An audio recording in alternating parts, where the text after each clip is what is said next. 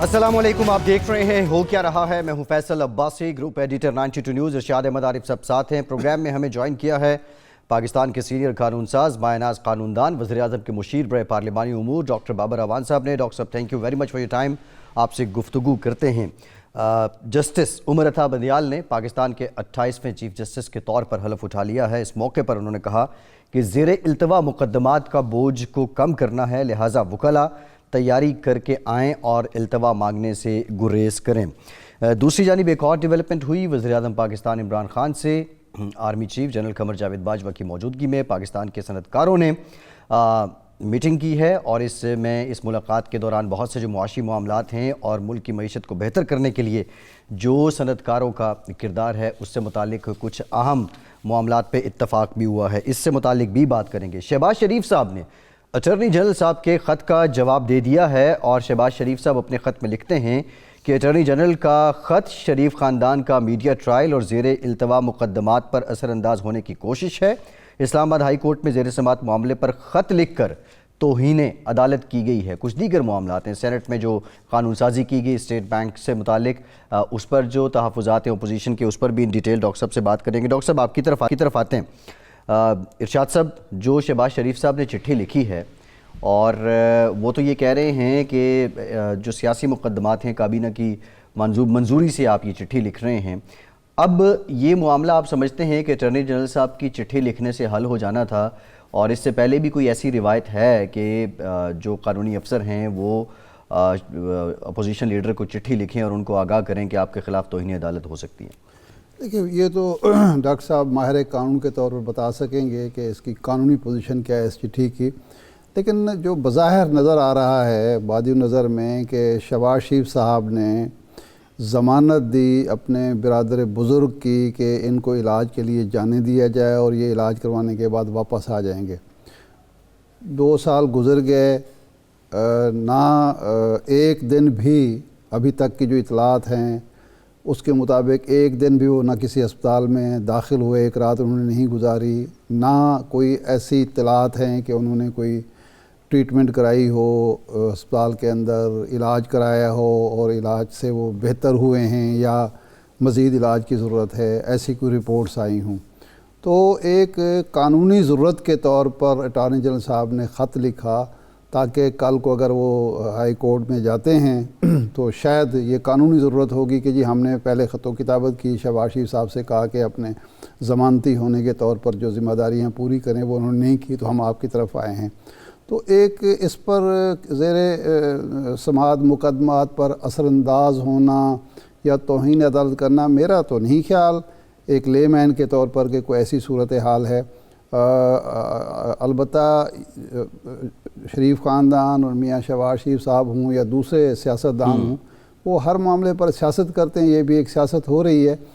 لیکن ڈاکٹر صاحب سے پوچھتے ہیں کہ اٹارنی جنرل کا خط لکھنا کیا قانونی ضرورت تھی، اور یہ جواب ملنے کے بعد کیا اب اٹارنی جنرل صاحب کے پاس یا حکومت کے پاس کیا راستہ رہ گیا ہے نواز شریف صاحب کو واپس لانے کے لیے یا شہباز شریف صاحب سے باز پس کرنے کے لیے؟ ڈاکٹر صاحب کچھ ہماری رہنمائی فرمائیے۔ بسم اللہ الرحمن الرحیم۔ تھینک یو ویری مچ پیر ارشاد صاحب اور فیصل جی۔ سب سے پہلی بات تو یہ ہے کہ یہ خط کوئی عمومی حالات میں کسی عام آدمی نے کسی دوسرے عام آدمی کو نہیں لکھا۔ پاکستان کے 3 سطح کی جو عدالتیں ہیں ان کے فیصلے اور ان کی پروسیڈنگز ہیں۔ سب سے پہلے کورٹ آف ٹرائل نے نواز شریف صاحب کو کرپٹ قرار دیتے ہوئے ان پہ بہت بڑا جرمانہ عائد کیا۔ ان کی بیٹی کے ساتھ بھی یہی معاملہ ہے، اور دونوں کو سزا ملنے کے بعد ان کی اپیلیں جو ہیں وہ دوسرے مرحلے پہ آپ آئیں تو اسلام آباد ہائی کورٹ کے فاضل ججز کے سامنے اس وقت سب جوڈس ہیں۔ یہ ایک بات۔ اپیلوں کی سماعت کے دوران ایک ان کے لیے جادو کا دروازہ کھلا اور وہ ملک سے باہر چلے گئے۔ ان کے جانے کی ضمانت دی گئی، جو اس ضمانت کا متعلقہ وہ ان کے بھائی نے، جو برادر خرد، آپ نے بزرگ کہا تو دوسرا لفظ پھر خرد ہے، اس کا جو کلمہ مرادفہ ہے چھوٹا، اس نے ضمانت دی۔ اب یہ کوئی ایسا خط نہیں ہے جو کسی عام آدمی نے لکھا۔ یہ پاکستان کا جو اٹارنی جنرل کا آفس ہے، آرٹیکل 100 ہے کانسٹیٹیوشن کا، وہ فیڈریشن کے وکیل ہیں، اس لیے فیڈریشن کا جو منشا ہوگا یا حکومت کا جو منشا ہوگا وہ ان کے ذریعے سے قانونی کارروائی انہی کے ذریعے سے ہوتی ہے. میں آپ کو مثال دیتا ہوں اس کی کہ جو پاکستان کی فیڈریشن ہے اس کو جب بھی فریق بنایا جاتا ہے تو اس میں کون جا کے پیش ہوتا ہے؟ فیڈریشن کا ایک وزیر ہو یا دوسرا کوئی عہدیدار ہو یا کوئی صدر ہو یا کوئی وزیر اعظم ہو یا کوئی اور اس کا ادارہ ہو، تو وہ ظاہر ہے اٹارنی جنرل آفس اس کو ڈیل کرتا ہے. ہائی پروفائل کیسز ہوں تو وہ خود ڈیل کرتے ہیں، باقی کیسز میں وہ نامینیٹ کرتے ہیں اپنے ایڈیشنل اٹارنی جنرل اور deputy attorney general, assistant attorney general, 3 tears ہیں، ان میں سے نامینیٹ کسی کو کیا جاتا ہے. تو اس لیے یہ بالکل لیگل ریکوائرمنٹ تھی، جس طرح آپ نے درست کہا. دوسرا یہ پہلو تھا، اور اس کا تیسرا پہلو یہ کہ پاکستان کی سپریم کورٹ نے نواز شریف صاحب کو تاحیات نااہل قرار دیا ہوا ہے، اور اس کے سلسلے میں ایک پٹیشن، ایک کولیٹرل جو گئی تھی، وہ پٹیشن بھی ریٹرن ہو گئی ہے. اور اس کی ریٹرن ہونے کی جو گراؤنڈ ہے بیسکلی وہ یہ ہے کہ ایک تو جو ایمپٹی ایریا نہیں ہے، اس کے اندر ججمنٹ موجود ہے سپریم کورٹ آف پاکستان کی، اور ججمنٹ جو بلوچ کے کیس میں، اس میں میں وکیل تھا پٹیشنر کی طرف سے، بلوچستان کا مقدمہ تھا، اور یہی جو فاضل چیف جسٹس ہیں آپ آج جنہوں نے اوتھ لیا ہے، ان کی آتھر کی ہوئی وہ ججمنٹ ہے. تو اس لیے ججمنٹ تھی، اس کے بعد ریویو میں یہ گئے، نواز شریف بھی گئے، باقی لوگ جو تھے متاثرین وہ بھی گئے، اور وہ سارے ریویوز جو ہے وہ بھی خارج ہو گئے. تو اب یہ کس طرح سے ہو سکتا ہے کہ ریویو خارج ہونے کے بعد اسی موضوع کے اوپر سیکنڈ پٹیشن لائی نہیں کرتی؟ اس کو چونکہ سی پی سی اپلیکیبل ہوتی ہے سپریم کورٹ میں بھی، فیڈرل شریعت کورٹ میں بھی، 5 ہائی کورٹس میں بھی، ضابطہ دیوانی، اس لیے اس کے اندر ایک کانسیپٹ جس کو کہتے ہیں ریس جوڈیکاٹا، کہ جب ایک دفعہ فائنل ڈیسیشن آ جائے کسی معاملے کے اوپر تو اس کو دوبارہ نہیں چھیڑا جا سکتا، ورنہ تو ہر آدمی جس کے 100 ملازم ہیں وہ 100 پٹیشنیں دائر کروا دے گا. اچھا، اس کا تیسرا پہلو جو آپ نے کہا وہ بہت اخلاقی اور سیاسی طور پہ اور قومی طور پہ بہت اہم ہے، کہ ایک ایسا شخص جو یہ کہہ کے گیا باہر، اس کی بیٹی کو اسی گراؤنڈ پہ ضمانت ملی کہ میرے ابا کی دوسری جو میری بہن ہے وہ اور کوئی خاندان کا فرد اس طرح سے خیال نہیں رکھ سکتا جیسا میں رکھ سکتی ہوں. ان کو تو چاہیے تھا جب یہ گراؤنڈ ختم ہوگی تو جا کے وہ سرنڈر کرتی اور اپنی بقیہ جیل کاٹتی. انہوں نے سیاست بازی کی، قومی اداروں کے اوپر حملے کیے، اور اپنی مرضی کی انہوں نے ڈیفینیشن ایک جمہوریت کی وہ انٹروڈیوس کرانے کی کوشش کی. جو نواز شریف ہیں اور شہباز شریف ہیں، دونوں یہ دنیا کا واحد خاندان ہے جو یہاں غریبوں کی حمایت کرتے ہیں، مہنگائی کے بارے میں بات کرتے ہیں، قیمتوں کے اوپر بھی گفتگو کرتے ہیں، اسپتالوں کی حالت زار کے اوپر بھی یہ روتے ہوئے اور چیختے ہوئے نظر آتے ہیں. لیکن ان کے خاندان کی 4 نسلیں اس وقت لندن کے سب سے مہنگے علاقے کے پیلس، جہاں پوری لائن کہتے ہیں ان کی اپنی ہے اور جائیدادوں کے علاوہ، وہاں پہ وہ زندگی گزار رہے ہیں. میں اور آپ اگر لندن جاتے ہیں نا تو 8 دن بعد پھر ڈھونڈنا پڑتا ہے کہ کوئی سارا ملے ایسا جہاں سے ہمیں فوری طور پہ ٹکٹ ملے اور ہم واپس آ جائیں، اس لیے کہ وہاں اتنے اخراجات ہوتے ہیں. یہ 4 نسلیں وہاں پہ پل رہی ہیں جس مال کے اوپر. اس کے بارے میں 2 بنیادی ان سے سوال ہوئے تھے. ایک سوال یہ تھا کہ آپ یہ بتا دیں کہ یہ ذرائع آمدن آپ کے کیا ہیں، اور دوسرا یہ ہے کہ کمایا آپ نے کہاں سے ہے. ان دونوں کا جواب یہ نہیں دیتے، بھاگتے بھی ہیں، چھپتے بھی ہیں، اور پاکستان کے اداروں کے ساتھ کھلواڑ کر رہے ہیں. اس لیے نیکسٹ سٹیپ یہ ہوگا کہ عدالت میں ان کے خلاف بھی کارروائی کے لیے جائے گی گورنمنٹ، اور نواز شریف کی فوری واپسی کے لیے بھی گورنمنٹ اور اقدامات اٹھائے گی. ڈاکٹر صاحب ایک بات یہ جو آپ نے فرمایا نا کہ جس کیس کی ریویو پٹیشن بھی خارج ہو جائے اس کے بعد اس کو دوبارہ اٹھایا نہیں جا سکتا، آپ ماضی میں جناب ذوالفقار علی بھٹو صاحب کے کیس کے حوالے سے آپ نے سپریم کورٹ سے رجوع کیا تھا، حالانکہ وہ بھی ایک کیس کلوز ہو چکا تھا. اس کا اور اس کیس میں کوئی مماثلت بنتی ہے کہ ریویو پٹیشن خارج ہونے کے بعد جایا جا سکتا ہے؟ دوسری بات جو شہباز شریف صاحب کے حوالے سے ہے، قانون دان یہ کہتے ہیں کہ ضامن کو آپ کوئی نہ سزا دلوا سکتے ہیں، نہ ضامن سے کسی قسم کی باز پرس ہو سکتی ہے، سوائے اس کے کہ اگر اس نے کوئی مچلکے کے ساتھ کوئی جائیداد جمع کرائی ہو تو اس کے حوالے سے کوئی فیصلہ ہو سکتا ہے. تو یہ عدالت جب آپ لوگ جا رہے ہیں، حکومت جا رہی ہے، تو کیا شہباز شریف صاحب کو کوئی سزا مل سکتی ہے ضامن کے طور پر؟ یہ 2 سوال ہیں. Good question. دونوں میں فرق، پہلے شہید بھٹو کے مقدمے میں آپ نے کہا وہ میرا نہیں، پورے پاکستان کے قانون دانوں کا نقطہ نظر ہے کہ وہ ایک عدالتی قتل تھا. اس کے اوپر جو فیصلے کرنے والے تھے انہوں نے بھی بعد میں ان باتوں کو تسلیم کیا. اس لیے وہ پٹیشن 184(3) کی نہیں تھی. वो पीर साहब, उस वक्त मैं फेडरल लॉ मिनिस्टर था, मैं कोर्ट में जाके खड़ा हुआ, मुझसे पहले शरीफुद्दीन पीरजादा समेत 3 लोगों को जो वजीर थे पेश होने की इजाज़त दी गई थी। मेरे बाद 2 वजीरों को इजाज़त दी गई और वो पेश होते रहे, लेकिन मुझे वजह सारे पूरे पाकिस्तान को पता है, इसलिए कौन वहाँ पे उस वक्त चीफ जस्टिस थे और क्या था वो सारा। मुझे उन्होंने कहा तो मैं इस्तीफ़ा जेब में लेके गया था, मैंने इस्तीफ़ा दे दिया। वो एक रेफरेंस है जो पेंडिंग है, आर्टिकल 186 के नीचे सदर पाकिस्तान ने वो दायर किया हुआ है। उसके अंदर ओपिनियन मांगी गई है कि आप बताइए कि ये सवाल है, इसका आप जवाब दे दें। ओपिनियन का जवाब नेगेटिव में भी आ सकता था और ओपिनियन का जवाब पॉजिटिव में, अफर्मेटिव जवाब भी आ सकता था। लेकिन बड़ी बदकिस्मती की बात यह है कि उसका भी अभी तक फैसला नहीं हुआ। मैंने रिजाइन किया, वो गवर्नमेंट चली, मेरे बाद भी 3.25 साल मैं उसमें शरीक नहीं था। गवर्नमेंट ने किसी वकील को भी गालिबन खड़ा किया, लेकिन उन्होंने दरखास्त कभी नहीं दी, पार्टी ने भी, कि हम इस केस का फैसला चाहते हैं। लेकिन सुप्रीम कोर्ट में भी वो सुस्त रवि का शिकार हो गया। मेरे ख्याल में अब नए चीफ जस्टिस साहब से ये तवक्को की जानी चाहिए, शायद वो उसको सुन ले। एक तो ये कि वो कोई पिटीशन ह्यूमन राइट्स को इन्फोर्स करने की नहीं थी, वो सदर की तरफ से एक रेफरेंस था। जिस तरह रेफरेंस नंबर 1 2020 का जो गया था, उसमें पूछा गया था, जो सदर अलवी हैं, इन्होंने एक सवाल पूछा था जिसका जवाब सुप्रीम कोर्ट ऑफ पाकिस्तान के एक फादर बेंच ने दिया। एक बात, ये डिस्टिंक्शन है, इन दोनों में फर्क है बुनियादी तौर पे। दूसरा ये है कि ये बात दुरुस्त है कि अगर कोई शख्स ऑर्डिनरी किसी मुकदमे में जामिन के तौर पे जाता है तो आपको पता है कि वो शख्स एफिडेविट नहीं देगा, वो क्या देता है, वो बेल बॉन्ड देता है, मुचल्लका जमानत उर्दू में उसको कहते हैं। और मुचल्लका जमानत बाकायदा प्रिंट शुदा एक फॉर्म है उसके अंदर CRPC का, उसके अंदर वो लिखता है और लिख के कहता है, जो वो कहता है कि जी मैं इसको लाऊंगा, नहीं लाता अगर तो उसके खिलाफ जो प्रॉपर्टी उसने प्लज की हुई है वो उसको पेनल्टी होती है। This is 1।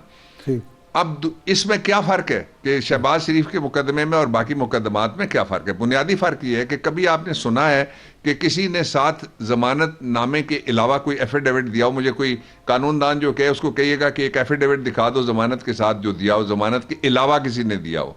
ये एक यकीन दहानी थी बराह रास्त अदालत को, और यकीन दहानी अगर गलत साबित हो जाए अदालत को की हुई तो 2 कार्रवाइयां उसके खिलाफ की जा सकती हैं ऐसे मुलजिम को। ये फैसला करना अदालत का काम है कि यकीन दहानी साबित हुई है गलत या नहीं। जो मारूजी हालात में बज़ाहिर, जिस तरह आपने कहा प्रिमा फेसाई लफ्ज़ इस्तेमाल होता है लॉ में, बज़ाहिर जो नज़र आता है ज़मीनी हक़ाइक़ के मुताबिक, तो अपने वादे पे वो पूरे नहीं उतरे। 2 कार्रवाइयां हो सकती हैं। एक होती है परजरी की, अदालत के सामने झूठ बोलना, उसकी कार्रवाई की जा सकती है। और दूसरा होता है तौहीन अदालत की, अदालत को आपने गुमराह किया और जस्टिस को आपने सबूताज करने के लिए इंटरवेंशन की, ऐसी जो आपको नहीं करने का इख्तियार था। इसलिए ये पाकिस्तान की तारीख में, जिस तरह आपने भुट्टो केस का जिक्र किया था, मैं एक तारीखी बात आपको बताऊं, मेरे जहाँ मैं बैठा हूँ इस वक्त लॉ ऑफिस की लाइब्रेरी में, जहाँ वो फाइल पड़ी हुई है भुट्टो केस की, मैंने सारी कापियाँ उसकी निकलवाई थी सुप्रीम कोर्ट ऑफ पाकिस्तान से लेके, तो जो ओरिजिनल थाने की कापियां थी वहां तक मैंने सारी कापियां ली थी। और उन कापियों के अंदर ये एक अजीब चीज ये थी कि उस वक्त का जो चीफ जस्टिस था उसकी बुग़्ज़ का और उसकी दुश्मनी और अनाद उस वक्त के प्राइम मिनिस्टर के खिलाफ ये आलम था कि उसने वारंट जो है वो एक्सिक्यूशन का, बेशक सजा सुप्रीम कोर्ट ऑफ पाकिस्तान दे, वो सेशन जज जारी करता है। और वहां उसने 4 वारंट जारी किए और कहा फलां तारीख को फांसी दें, नहीं हो सकती, फलां तारीख को फांसी दें, नहीं हो सकती, फलां तारीख को फांसी दें, नहीं हो सकती, फलां तारीख को फांसी दें। जिस तरह वो एक गैर मामूली बात थी, इसी तरह से इरशाद आरिफ साहब आपने जो सवाल किया वो दुरुस्त था। ये गैर मामूली एक जमानतनामा, मुचल्लका और बात है, मुचल्लके की तो बात ही नहीं है, एक एफिडेविट है जिस पे साइन किया दोनों भाइयों ने। अगर वो एफिडेविट पे पूरे नहीं उतरते तो इन्हें अदालत की कार्रवाई आइन के आर्टिकल 204 के मुताबिक भी हो सकती है, और परजरी की कार्रवाई भी ज़ाब्ता फौजदारी और ताज़ीरात पाकिस्तान के तहत हो सकती है। ठीक है डॉक्टर साहब, एक ब्रेक लेते हैं, ब्रेक के बाद वापस आएंगे। में हुआ और जो अपोजिशन इल्ज़ाम लगा रही है और स्टेट बैंक की कानून साजी से मुतालिक भी वो कह रहे हैं कि आपने इस पर बहस नहीं कराई और कानून साजी के अमल को हुकूमत बार बार बुलडोज करती है। इस इल्ज़ाम में कितनी सदाकत, और वो हालात क्या थे जब आपने ये स्टेट बैंक का बिल सेनेट में पेश किया? ब्रेक के बाद इस पर बात करते हैं।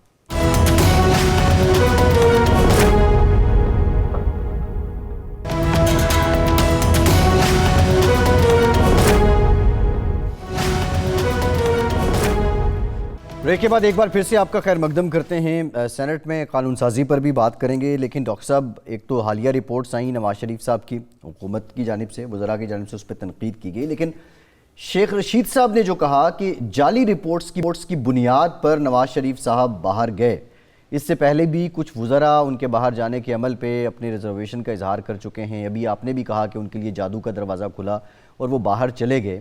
پنجاب میں حکومت آپ کی تھی، میڈیکل بورڈ جو بنایا گیا اس میں بھی سرکاری لوگ تھے، یاسمین راشد صاحبہ اس سارے معاملے کو لیڈ کر رہی تھی. تو یہ پہلے کیوں نہیں کلیئر کر لیا جاتا، اس کی تحقیق کیوں نہیں کر لی جاتی کہ کیا واقعی رپورٹس میں کوئی رد و بدل کیا گیا یا حقیقتاً نواز شریف صاحب جو وہ بیمار تھے؟ میرے خیال میں this is putting the cart before the horse والی بات ہوگی. ہم جو رپورٹ آئی ہے اس کو کسی اور معاملے کے ساتھ ملا کر نہیں دیکھ سکتے. سپریم کورٹ آف پاکستان کی ججمنٹ میں نااہلی کے بعد جب مقدمہ چلا، سزا یابی کے بعد جب ان کو بیل انہوں نے لی مس لیڈ کر کے اپنی بیماری کے حوالے سے، اس کے بعد کی صورتحال میں یہ ضروری تھا کہ وہ رپورٹ دیتے اور رپورٹ عدالت میں پیش ہوتی اور رپورٹ کسی ڈاکٹر کی ہوتی اور وہ میڈیکل رپورٹ ہوتی. اب ڈیسائفر کرنے والے 4 سوال ہیں. پہلا یہ کیا ایک میڈیکل رپورٹ ہے؟ آنسر از نو. انہوں نے ایک خط لکھا ہے، کوئی ڈاکٹر صاحب ہیں جو انڈین اوریجن کے، انڈین آئیڈینٹی کے، انڈین ٹریولنگ ڈاکیومنٹ کے، انڈین نیشنلٹی رکھتے ہیں، وہ ڈاکٹر صاحب نے وہاں سے امریکہ سے رپورٹ دیا ہے. دوسرا یہ ہے کہ میڈیکل رپورٹ عام آدمی بھی جانتا ہے کہ میڈیکل رپورٹ کس طرح سے بنتی ہے. کوئی بیمار ہو، سرکاری ملازم ہو، کسی اور کو چاہیے وہ رپورٹ، تو وہ جاتا ہے ڈاکٹر کے پاس، ڈاکٹر اس کو ایگزامن کرتے ہیں. ایگزامینیشن 2 قسم کا ہوتا ہے. ایک ہوتا ہے ظاہری ایگزامینیشن، ان کی باڈی دیکھتے ہیں، ان کی پلس دیکھتے ہیں، اسٹیتھوسکوپ لگا کے وہ دل کی رفتار، دھڑکن، کسی جگہ کوئی ریشہ تو نہیں پھنسا ہوا، پیچھے جاتے ہیں، پھیپھڑوں کو بھی لگاتے ہیں.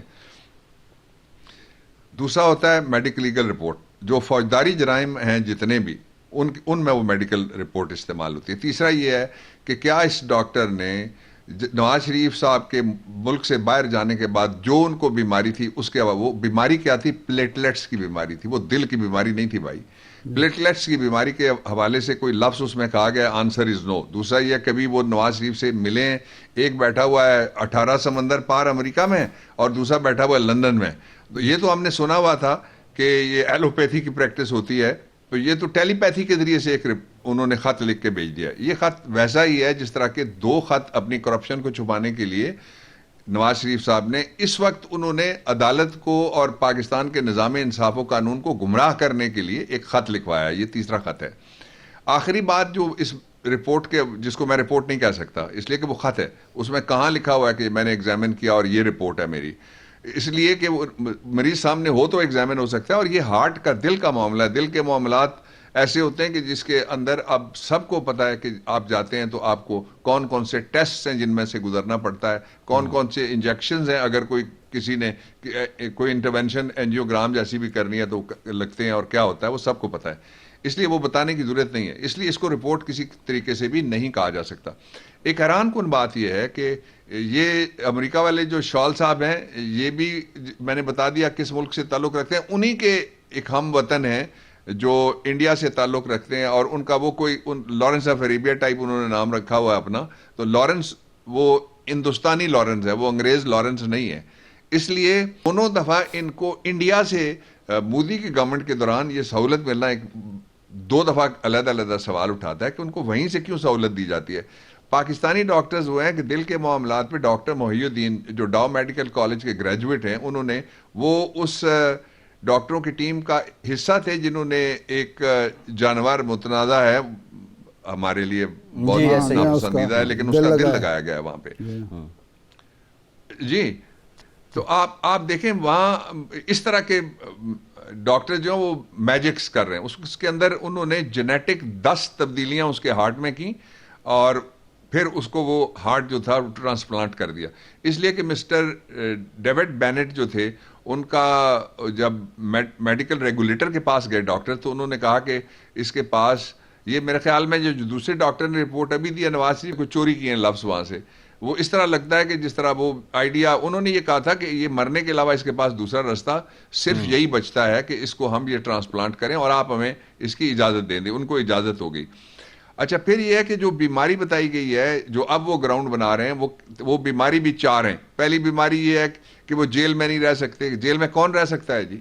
دوسری بیماری یہ ہے کہ جیل میں جائیں گے تو ان کا دل گھبرائے گا. تیسری بیماری یہ ہے کہ اکیلے پن کا یہ اکلاپے کا شکار ہیں. اور چوتھی اور آخری بیماری ہے کہ بیماری مجھے پتہ نہیں ہے ایگزیکٹلی، وہ کہتے ہیں کہ یہ مرنے کے امیدوار ہیں. میں سمجھتا ہوں اس سے بڑا سنگین مذاق قانون و انصاف کے ساتھ، اپنی قوم کے ساتھ، اپنے آپ کے ساتھ، اپنے ضمیر کے ساتھ اگر کوئی ہے تو کوئی نہیں اور کر سکتا جو نواز شریف نے کیا. ڈاکٹر صاحب انہوں نے کہا ہے کہ اگر یہ وطن واپس گئے تو ان کا دل ٹوٹ سکتا ہے، تو آپ دل کیوں توڑنا چاہتی ہے حکومت ان کا؟ میاں صاحب کا دل رکھنے کی کوشش کریں، کوئی دل جوئی کریں، دل توڑنے والی باتیں نہ کریں نا.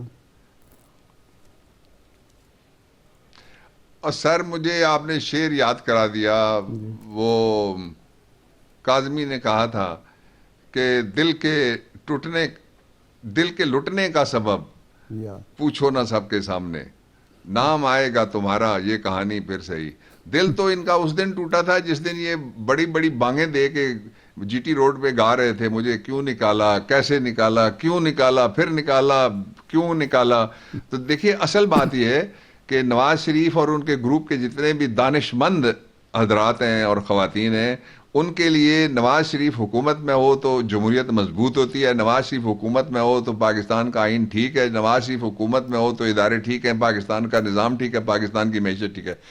جو ہی وہ نوکریوں سے نکلتے ہیں، آپ دیکھیں جتنے بولنے والے ہیں، پیچھے آپ جائیں گے تو آپ کو پتہ لگے گا کون کس جگہ لگا ہوا تھا. تو وہ ان کو یاد آتی ہیں ساری باتیں. ایک وہ چڑی چڑے کا کھیل کھیلنے والے کی آپ ذرا نکال کے دیکھ لیں گے جی 25 جنوری یہ جو گزر گئی ہے، عمران خان کی حکومت ختم ہو جائے گی، اسٹیبلشمنٹ جا کے منتیں کرے گی نواز شریف کی اور اس کو پاکستان واپس لایا جائے گا. یہ جو مذاق کیا جا رہا ہے اس کو، یہ ڈیبیٹس ہیں چیٹ شوز کی شام کی جس میں وہ زندہ ہے. باقی کس جگہ ہے وہ، جو کہاں ہے جی وہ نواز شریف کہاں ہے؟ نواز شریف اس ملک پہ، اس کے ڈاکٹروں پہ، اس کے نظام پہ، اس کے آئین پہ، اس کی عدالت پہ، اس کے جج پہ، آپ کی غیر جانبداری پہ کہ اگر اس کے ساتھ کوئی زیادتی ہوگی تو آپ بولیں گے یا نہیں بولیں گے. آپ سے مراد یہاں کا جو انٹیلیجنسیا ہے، کسی پہ بھی اس کا یقین نہیں ہے. لیکن ڈاکٹر صاحب تو وہ تو ایک ایلین اینٹی ہے فار آل پریکٹیکل پرپزز. لیکن یہ چڑیا چڑی والے جو بھی بات کریں، لیکن خان صاحب جب خود کہتے ہیں کہ 3 مہینے بڑے مشکل ہے، وہ دسمبر میں یہ بات کرتے ہیں، پھر جنوری میں وہ کہتے ہیں کہ اگر میں اقتدار سے نکل گیا بڑا خطرناک ثابت ہوں گا، تو خود بھی تو آپ اشارے ایسے دینا شروع کر دیتے ہیں نا جیسے ان باتوں کو یا ان افواہوں کو یا کیا سارے کو تقویت ملتی ہے. نہیں کوئی کیا سارائیوں والے جو ہیں وہ پہلی تقریر میں انہوں نے کہا تھا ہم مہینے میں اڑا دیں گے اور پھر سال میں اڑا دیں گے، اگلے سال اڑا دیں گے، اب چوتھا سال ہے. جو پرائم منسٹر نے کہا 2 باتیں ہیں. پہلی بات جو انہوں نے کہا کہ 3 مہینے مشکل ہیں، آپ کو یہ ہے کہ ان 3 مہینوں کے اندر ہم نے 3 دفعہ ایکسٹینشن کرائی ہے جو بورڈ میٹنگ تھی IMF کا، جو ہم نے پروگرام لیا ہوا ہے. اس سے ہم نے ریفارمز کی بڑی زوردار قسم کی، اور ہم نے لیجسلیشن کرنی تھی جو بڑی کنٹیسٹڈ لیجسلیشن تھی، وہ ہم نے کی. اس کا ایک حوالہ یہ ہے. دوسرا حوالہ یہ ہے کہ وہ اندھیرے میں نہیں رکھنا چاہتے تھے، اس لیے کہ پاکستانی قوم کو پتہ ہونا چاہیے کہ یہ 5ویں لہر آئی ہوئی ہے دنیا کے اندر، یہ جو اومیکرون والی ہے، اور اس کے نتیجے میں بڑے بڑے ملکوں کی اکانومیز بیٹھ گئی ہیں. اس کے نتیجے میں دنیا میں پرائسز آسمان پہ چلی گئی ہیں. جو بچے پڑھنے کے لیے جاتے تھے، مجھے کسی نے ابھی بتایا، وہ جو 2 سال پہلے گئے تھے، یعنی پری کورونا جو بچے جاتے تھے، اگر ان کے اوپر خرچ ہوتا تھا 25 لاکھ روپے، تو اب 75 لاکھ روپے خرچ ہو رہا ہے. یہ حال ہو گیا ہے. سارا کا سارا پوری دنیا کا اکنامک سسٹم وہ کرمبل کر گیا.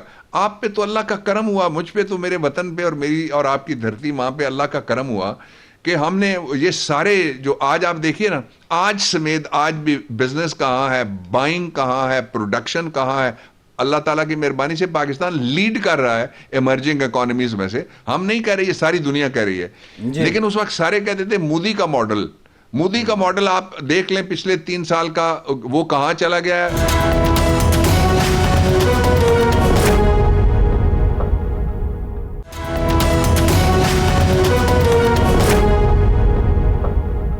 یہ قانون سازی جب بھی ہوتی ہے پارلیمنٹ کے اندر، ایک طرح سے آپ کہہ لیں کہ بھونچال آ جاتا ہے. آخر اپوزیشن کو اس قانون سازی کے عمل کے معاملے پہ نہ ہی بھونچال آتا ہے پارلیمنٹ میں. دیکھیں فیصل، بھونچال اور بلڈوزر دونوں کو پارلیمنٹ میں ہم نے کبھی نہیں گھسنے دیا، نہ ہی گھسے گا انشاءاللہ. صحیح مطمئن کیوں نہیں ہوتی اپوزیشن؟ جب ہار جاتے ہیں تو رونا پیٹنا रोना पीटना। अच्छा डॉक्टर साहब, आपने कहा कि कानून साजी करनी कुछ कह रहे थी। थे? हाँ, आपने कहा कि कानून साजी करनी थी इन 3 महीनों में। आपने स्टेट बैंक के हवाले से कानून साजी की, इस पर 2 एतराज़ बड़े आ रहे हैं। नंबर 1 तो ये है कि ये ख़ुद मुख्तारी जो है, इसकी वजह से हुकूमत पाकिस्तान की स्टेट बैंक पर रेट या गिरफ्त कमज़ोर होगी।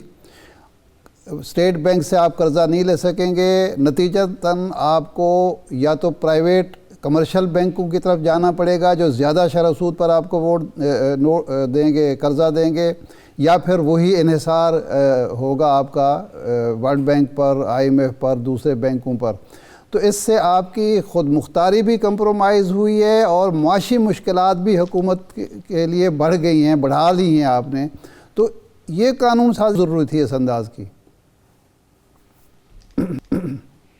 अच्छा देखिए जी, ये दो हैं और ये दोनों इफ्तरा है और ये दोनों इख्तरा है उन लोगों की जो पाकिस्तान को अंधेरों में देखना चाहते हैं, रोशनी के सफ़र को रोकना चाहते हैं। मैं आपके 3 आपके हिस्से हैं सवाल के, मैं पहला जवाब देता हूँ कि ये इतनी खुद मुख्तारी है कि वो गवर्नमेंट के कंट्रोल में नहीं। उनको बताएं, किसी से पूछ के मुझे बताएं, उन्होंने पढ़ा है कि बोर्ड में कौन होगा, अक्सरियत किसकी होगी? किसी ने ये पढ़ा है कि बोर्ड से फैसला लेने के लिए कौन जाएगा, बोर्ड को कौन कहेगा? और किसी ने ये पढ़ा है कि जो आइन है उसमें क्या लिखा हुआ है इस हवाले से? आइन को कोई सबोटाज नहीं कर सकता, वो सारी सुप्रीमेसी जो फेडरल गवर्नमेंट की है। पहले से ज्यादा इख्तियारात आप किसी को बुला के डिबेट उससे करवाएं और मुझे आप पूछ लें और उनसे पूछें कि आपने पढ़ा है? पढ़ा ही नहीं है उन्होंने। पहली बात ये, इसलिए कोई खुद मुख्तारी का सौदा कहाँ हो गया।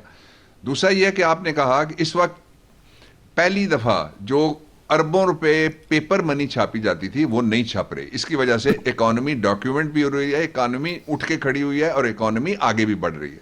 पेपर करेंसी क्या होती है कि जब हुकूमत कर्जा लेना चाहती है तो स्टेट बैंक ऑफ पाकिस्तान की मशीनें 24 घंटे चला के वो कहते हैं कि इतने अरब के नोट आप और छाप दें। जिस मुल्क में पेपर करेंसी, आपको याद है कि जब ग्रेट डिप्रेशन आया था 30s का, पिछली सदी में, तो लोग भर के थैला लेके जाते थे नोटों का और आलू का आधा थैला उनको मिलता था। पेपर करेंसी इन्फ्लेशन की सारी दुनिया में सबसे बड़ा सबब है, वो खत्म होगा। दूसरा ये, एक तरफ तो ये गैरतमंद कौम कहती है, सियासतदान जिनकी आप जिक्र कर रहे हैं कि जनाब देखिए हमें कर्ज नहीं लेना चाहिए, दूसरे कहते हैं कर्जा लेने की एक गुंजाइश रहनी चाहिए। एक ऐसा शख्स जिसने बेचा और खुद जिसने नैब का जिसके ऊपर मुकदमा था स्टेट बैंक ऑफ पाकिस्तान को, जब मफरूर समदी नवाज शरीफ साहब का वजीर खजाना था तो उसको लगाया गया था स्टेट बैंक ऑफ पाकिस्तान में या नहीं? 2। तीसरा यह है कि मईशत इस महीने में भी उठी है, ये लेजिस्लेशन होने के बाद भी मईशत उठी है, मजीद उठी है। आज के आप फिगर्स अभी गूगल करके यहां पे चला लें, वो टेक्निकल सब्जेक्ट हो जाता है कि आज जो बिजनेस में आज जिस वक्त प्राइम मिनिस्टर से और आर्मी चीफ से, दोनों से, ताकि रियासत उनको मजीद ईज ऑफ बिजनेस देने के लिए मजीद इकदामात करे। ये ताजर और सनतकार मिल रहे थे तब बिजनेस पाकिस्तान में उसने क्या कमाल दिखा है। ये पिछले 10 साल में नहीं, पाकिस्तान की हिस्ट्री में इस तरह के पहले अल्लाह ताला की मेहरबानी से मरकलस तरीके से आगे चीजें नहीं बढ़ी। अच्छा, फिर तीसरी जो सबसे इंपॉर्टेंट बात यह है कि देखें जी, मैंने कर्जा एड्रेस कर दिया, सॉवरेंटी का बिल्कुल झूठ बोलते हैं। अच्छा, फिर तीसरा यह है कि जी हमने कोई बुलडोजर चला दिया और फलाना फलाना। नेशनल असेंबली में जब पास हुआ बिल तो वहां मौजूद नहीं थे, जो अपोजिशन लीडर साहब शोर शराबा करके बाहर निकल गए। आप खड़े हो ना, आप खड़े होकर कॉन्टेस्ट करें, आप तजावीज़ लाएं, उन तजावीज़ पे आप बोलें। जो जिन लोगों ने आम उनके जो मेंबर्स थे वो इतने परेशान हुए बेचारे, आके रोते रहे हमारे पास। वो कहते रहे कि देखें जी हमें शोर शराबे पे लगा दिया, हमने तरामीम डाली हुई थी, वो तरामीम पढ़ी नहीं गई। उन तरामीम में से कुछ ऐसी तरामीम थी, मैंने आपके गालिबन शो में भी कहा था कुछ 1.5 महीना पहले कि तरामीम अगर आएंगी तो हम उसको सीरियसली कंसिडर करेंगे। और कुछ तरामीम ऐसी थी जिनके हमने कहा कि ठीक है जी हम इसको मंजूर करते हैं। जब तरमीम पेश करने वाला कहेगा मैंने नारा लगाना, मैंने तरमीम अपनी सीट पे जाके बंदा बोल सकता है। वहां सिस्टम ये नहीं है कि आप सड़क पे खड़े होकर बोलेंगे तो पार्लियामेंट में आपकी आवाज गूंजेगी। आपको माइक तब मिलेगा जब आप अपने सीट नंबर के ऊपर होंगे, अलॉटेड सीट नंबर के ऊपर होंगे। 2, तीसरा ये है कि अगर नीचे की लेजिस्लेशन से अगर शहबाज शरीफ गायब हो जाते हैं तो कोई खबर नहीं है, ऊपर की अगर ऑपोजिशन लीडर चूंकि उनकी मर्जी का नहीं बना इसलिए वो अगर गैर हाजिर हो जाए तो ये खबर है उनके लिए। जी, दोनों जगह पता था सबको کہ لوگ ان کا ساتھ نہیں دیں گے. میں آپ کو ایک مثال دیتا ہوں. جو دلاور خان گروپ ہے اس نے ہمیں ووٹ دیا, جو انڈیپینڈنٹ گروپ ہے, وہ کسی پارٹی کا گروپ نہیں ہے, وہ کوئی ٹوٹے ہوئے تارے نہیں ہیں پارلیمنٹ میں سے کسی ایک کو چھوڑ کے دوسرے کو انہوں نے کوئی جوائن کیا ہو. اچھا, اس گروپ نے جب ہمیں ووٹ دیا تو ان کے ساتھ ہمارے 3 گروپس کی میٹنگ ہوئی ہمارے مختلف منسٹرز کے, جن میں فائنانس منسٹر بھی شامل تھے, اور انہوں نے سمجھایا ان کو کہ جی یہ غلط بات کر رہے ہیں. اچھا, پھر انہوں نے یہ کہا تھا کہ بچوں کے دودھ کے اوپر جو چیزیں پروپوزل میں لکھ کے نیچے سے آئی تھیں ان کو انہوں نے اشتہار بازی بنائے رکھا 1 ہفتے کے لیے. وہ ساری کی ساری چیزیں جب ہم نے جو نیچے فائنانس امینڈمنٹ ایکٹ پاس کیا تو اس میں موجود ہی نہیں تھی. وہ پھر کدھر گئے نعرے ان کے سارے کے سارے. اس لیے ان کا ایجنڈا ایک ہے, قانون سازی میں سنجیدہ نہیں ہے. انفارچونیٹلی ان کے جو اچھے وکیل ہیں سینٹ میں بھی, نیشنل اسمبلی میں بھی, جو قانون سازی کو سمجھنے والے ہیں, ان کو وہ کبھی بولنے ہی نہیں دیتے. وہ تقریریں کرتے ہیں ڈاکٹر صاحب جو قانون سازی کو روکنے والی ہوتی ہے اور شور شرابہ کرتے ہیں. ڈاکٹر صاحب ایک بریک لیتے ہیں. بریک کے بعد یہ جو صدام کی بحث ہے, آل دو حکومت یہ کہہ رہی ہے کہ ہم اس کے پیچھے نہیں ہیں, اس پر بھی بات کریں گے یہ کیوں ہو رہی ہے. اور دوسرا, شاہد خاقان عباسی صاحب کہتے ہیں کہ مشیر احتساب کا جو تقرر ہے وہ غیر قانونی ہے. بریک کے بعد ذرا اس پہ بھی آپ سے رائے لیتے ہیں کہ کیا واقعی یہ غیر قانونی ہے یا اس کی اجازت ہے. ہمارے ساتھ رہیے.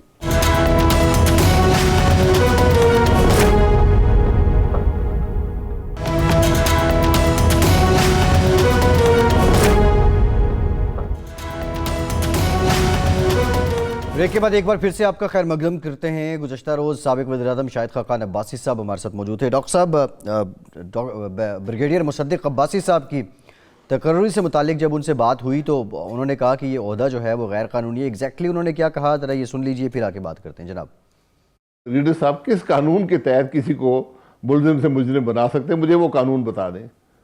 یہ ایک ان لیگل اپوائنٹمنٹ ہے. آپ مشیر اکاؤنٹیبلٹی رکھ نہیں سکتے کیونکہ وفاقی حکومت اکاؤنٹیبلٹی کر نہیں سکتی. عمران خان, اس کے مشیر, اس کے وزیر, یہ صرف درخواست گزار بن سکتے ہیں, یہ کسی کو جیل میں نہیں ڈال سکتے.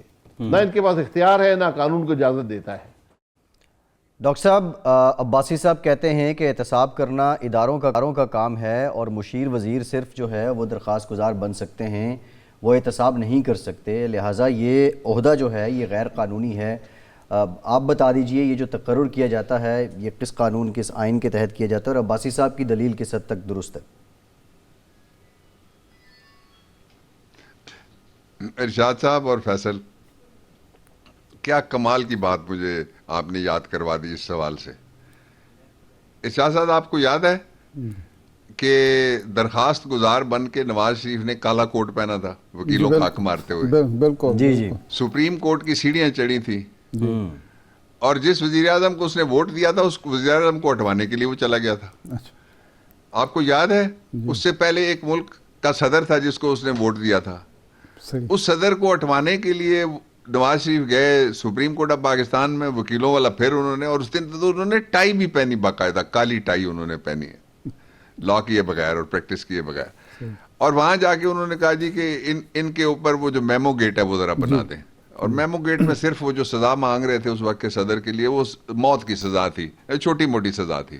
تو اس لیے درخواست گزاری کی تو تاریخ ہے نون لیگ کی. آپ کو یاد ہے کہ پنجاب ہاؤس میں ان کو نان چھولے کس نے اور دہی کلچا کس نے کھلایا تھا اور کس نے پیش کیا تھا, اور کہاں سے بسیں بھری گئی تھیں لاہور سے, اور کون لے کے گیا تھا. تاریخ ہے. اب تاریخ کی ایک اور واقعہ بھی میں آپ کے ساتھ شیئر کرنا چاہتا ہوں. وہ تاریخ کا واقعہ یہ ہے کہ یہ کہتے ہیں کہ یہ ایک ایسا بریگیڈیئر جس کو نیب کا بھی تجربہ ہے اور ایک سیلیبریٹڈ سولجر ہے اور ایکسپیرینسڈ آدمی ہے, اس کو لگانا درست نہیں ہے. اور لگاتا کون ہے؟ ایڈوائزر لگانا آئین میں لکھا ہوا ہے کہ 5 ایڈوائزر اپنے لیے لگا سکتے ہیں پاکستان کے وزیر اعظم, اور وہ جو ایڈوائزر ہیں ان کو سوائے ووٹ کے رائٹ کے پارلیمنٹ میں باقی سارے اختیارات ان کو حاصل ہیں, وہی جو وزیر اعظم کے ہیں یا کسی وزیر کے. 2 اب ان کے دور میں جو تجویز ہے نون لیگ کی وہ بڑی زبردست ہے. وہ کہتے ہیں اس طرح کا بندہ نہیں لگ سکتا, اس لیے کہ یہ تو فوج سے ریٹائر ہوئے بندے ہیں. آپ اپنا کوئی سینیٹر لگائیں, اس کا نام ہو احتساب الرحمان, وہ آپ کا گھریلو سینیٹر ہو, اور وہ گھریلو سینیٹر احتساب کرے اپوزیشن لیڈر کا. اپوزیشن لیڈر اگر خاتون ہے تو تب بھی اس کو نہیں بخشنا, اور اس کی پارٹی کی شرمیلا فاروقی کو بھی نہیں بخشنا, اور اس کی پارٹی کی نائد خان کو بھی نہیں بخشنا. ان کے ریکارڈ تو یہ ہیں, ہمارے تو پرائم منسٹر صاحب کہتے ہیں یار خاتون ہے جہاں کوئی آ جاتی ہے تو ہمیں تو بالکل ہی اپنی آنکھ نیچی کر کے درگزر کرنا چاہیے، اور سوائے جرائم کے باقی کسی جگہ ہمیں کسی خاتون کی، بے شک وہ کامنر ہوں یا کوئی پالیٹیشین ہو، ہم ان کی تعظیم اور ان کی تکریم اور ان کا احترام، اس کا لحاظ کرنا چاہیے. انہوں نے تو کیا کیا نہیں کہا ہوا. اس پارلیمنٹ میں جس میں وہ کہتے ہیں نا یہ بلڈوزر چل گیا، اس بلڈوزر میں انہوں نے بی بی کے خلاف کیا کیا نہیں کہا. وہ لفظ ہیں جو دہرائے ہی نہیں جا سکتے بالکل اور بولنے نہیں دیتے تھے. ان کو اپنی آواز اس قدر پسند ہے. ایک اور پرندہ ہے جس کو اپنی آواز اچھی لگتی ہے، ان کو اپنی آواز پسند ہے. یہ کہتے ہیں کہ ہٹی سرے قرار دی جتھے دیوا نت والے، کتی مرے فقیر دی جڑی چوں چوں نت کرے، اور گلیاں ہو جان سنجیاں وچ مرزا یار پھرے. مرزا یار کو گلیاں پسند ہی نہیں ہے پاکستان کی. وہ کہتا ہے میں نے پھرنا ہے لندن کی گلیوں میں. ہم کیا ان کی مدد کر سکتے ہیں؟ ڈاکٹر صاحب یہ صدارتی نظام کی بحث بہرحال جو سینٹ میں آپ کے قائد ایوان ہیں انہوں نے تو ڈینائی کیا کہ حکومت اس کے پیچھے نہیں ہے. مسئلہ کیا ہے؟ مسئلہ پارلیمانی نظام میں ہے، اس کو بدلنا ناگزیر ہو گیا ہے، یا مسئلہ ان رکاوٹوں میں ہے جو اس نظام کو بہتر نہیں ہونے دیتی، یا مسئلہ ان چہروں میں ہے جو کوئی بھی نظام ہو اقتدار میں آ جاتے ہیں؟ اقتدار میں آتے ہیں، ڈیلیور نہیں کرتے، اور پھر لوگ کہتے ہیں شاید نظام کی وجہ سے یہ ہو رہا ہے. دیکھیے تین اس کے پہلو ہیں جن پہ میں بات کر دیتا ہوں. پہلا پہلو تو یہ ہے کہ روس میں صدارتی نظام ہے، الیکشن ہوتا ہے ان کے اپنے آئین کے مطابق. فرانس میں صدارتی نظام ہے، الیکشن ہوتا ہے ان کے اپنے آئین کے مطابق. بے شمار دوسرے ملکوں کے ساتھ ساتھ امریکہ میں بائی کیمرل سسٹم ہے، ان کا سینٹ بھی ہے، ان کا ایوان زیریں بھی ہے، اور وہاں پہ ہوتا ہے ایک صدارتی نظام موجود ہے، اور وہ ڈیموکریٹک ممالک ہیں سارے، اور وہاں ڈیموکریسی بائی ٹرمینالوجی موجود ہے. ایک دوسرا یہ ہے کہ برطانیہ جو اس ماڈل آف ڈیموکریسی جس کو ہم فالو کرتے ہیں، جو اس کی ماں ہے، وہاں پہ شہنشاہیت بھی ہے. اس کے ساتھ ساتھ وہاں پہ پارلیمنٹ بھی ہے اور پرائم منسٹر بھی ہے. شہنشاہیت ہے، اس کے باوجود وہ کہتے ہیں جی یہ ہم جمہوریت کی ماں ہیں. کچھ لوگوں کا یہ خیال ہے کہ صدارتی نظام اچھا ہے. پاکستان میں ہسٹری ایک لائن میں بیان کر دیتا ہوں. آخری جو گورنر جنرل سکندر مرزا تھا، اور پھر اس نے چند مہینے بعد گورنر جنرل کا اپنے آپ کو نام دینے کے بعد اپنے آپ کو صدر کہنا شروع کر دیا، اور اس کے بعد پھر صدر ایوب خان آئے، پھر صدر یحییٰ آئے. پھر جب 1973 کا آئین بنا تو دو ایسے اشخاص تھے جنہوں نے آئین کو سبوتاژ کر کے اور اس کو پامال کر کے، اس کو چند اوراق کی کتاب کہہ کے انہوں نے اپنے آپ کو صدر ڈکلیئر کر دیا. صدارتی نظام تو پاکستان میں ایک دفعہ نہیں، ایک سے زیادہ مرتبہ ہے. یہ ہسٹری ہے ہماری. پاکستان کو جو کانسٹیٹیوشن ہے وہ پارلیمنٹری کانسٹیٹیوشن ہے، اور اس کے آرٹیکل 238 اور 239 میں لکھا ہوا ہے طریقہ کہ اگر آپ کوئی تبدیلی اس کے اندر لانا چاہتے ہیں، اور تبدیلی کوئی بھی آ سکتی ہے، پارلیمنٹ کو یہ اختیار ہے کہ وہ 2/3 میجورٹی کے ساتھ کوئی تبدیلی لا سکے، تو پھر نظام کی بات کی جا سکتی ہے. اس وقت جو مباحث ہو رہے ہیں، دو بحث سے یہ ہوتی ہیں، میرے پاس ڈھیر لگا ہوا ہوتا ہے، لوگ کہتے ہیں جی خلافت ہونی چاہیے. یہ جو جس طرح علامہ صاحب نے کہا تھا نا، چاک کر دی ترک نادا نے خلافت کی کباب، تو وہ خیال رکھنے والی بھی لوگ ہیں. تو بحث سے میرے خیال میں گھبرانا نہیں چاہیے. نظام مضبوط تو ہو سکتا ہے کسی بحث سے. جب سے مسلمانوں کے مختلف اداروں میں بڑے بڑے، میں محتاط لفظ پیر صاحب استعمال کر رہا ہوں، آپ سمجھ رہے ہوں کہ میں کیا کہہ رہا ہوں، مختلف اداروں میں سوال ختم ہوا ہے، تحقیق ختم ہو گئی ہے. جی ایگزیکٹلی تحقیق، علم انٹرپریٹیشن وہ تنقید کے ذریعے سے پیدا ہوتی ہے. تنقید نکلتی ہے سوال سے. سوال سے نہیں گھبرانا چاہیے. لیکن گورنمنٹ کی کسی میز کے اوپر ایسی کوئی تجویز ہوتی تو مجھے ضرور پتا ہوتا. یہ ایک چیز جو درمیان میں رہ گئی، آپ فرما رہے تھے کہ جی قومی اسمبلی میں قائد حزب اختلاف غائب ہوئے تو کسی نے سوال نہیں اٹھایا، لیکن سینٹ میں جب قائد حزب اختلاف نہیں آ سکے گیلانی صاحب تو سوال اٹھ گیا. تو کیا یہ سوال تو خود شاہ محمود قریشی صاحب اٹھا رہے ہیں، آپ کے ساتھی؟ ڈاکٹر صاحب ویری بریف کمنٹ، بالکل اینڈ ہو گیا ٹائم. بریف کامنٹ از دین نو کامنٹ. دیکھیں نا، جو موجود نہیں تھے وہ موجود نہیں تھے، جو موجود تھے وہ موجود تھے. اور ہم نے اکثریت ہماری تھی. بیسکلی میرا کامنٹ یہ تھا کہ اکثریت ہماری ہے, اس کو یہ نام دینا بلڈوزر چل گیا, کوئی غائب کر دیا گیا, کوئی ہٹ گیا, اور کوئی مختلف حوالے لگا کے اس میں سے ڈاکٹر صاحب ٹائم ختم ہو گیا ہے, شکست تسلیم کرنے کا حوصلہ ختم ہو پیدا گیا. آپ کریں. بھی وہ بات کر رہے ہیں مومن والی, تم میرے پاس ہوتے ہو گویا جب کوئی دوسرا نہیں ہوتا. ارشاد صاحب آپ کا بھی شکریہ, ڈاکٹر صاحب آپ کا شکریہ, اجازت دیجیے.